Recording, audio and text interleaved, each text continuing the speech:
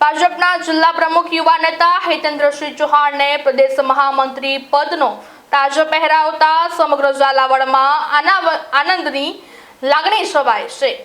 ભાજપના અગ્રણી આગેવાનો, હોદ્દેદારો અને બહોળી સંખ્યામાં કાર્યકરોએ નિયુક્ત પ્રદેશ મહામંત્રી હિતેન્દ્રસિંહ પરમારને ખૂબ અભિનંદન સાથે શુભેચ્છાઓનો વરસાદ વરસાવ્યો હતો। હિતેન્દ્રસિંહ ચૌહાણ હાલમાં સુરેન્દ્રનગર જિલ્લા ભાજપ પ્રમુખ તરીકે કાર્યરત છે। તેઓ ચોટીલાના વતની છે અને ભાજપના પ્રભાવશાળી યુવા નેતા તરીકે ઓળખાય છે। જિલ્લા પ્રમુખ તરીકેના તેમના કાર્યકાળ દરમિયાન તેમણે સંગઠનને મજબૂત બનાવવામાં મહત્વની ભૂમિકા ભજવી છે। તેમની કર્મઠ કાર્યશૈલી માટે તેઓ જાણીતા છે। આ સમાચાર મળતા જ તેમના વતન ચોટીલામાં સ્થાનિક કાર્યકર્તાઓએ મીઠાઈ વેચીને આ નિમણૂકને વધાવી લીધી હતી।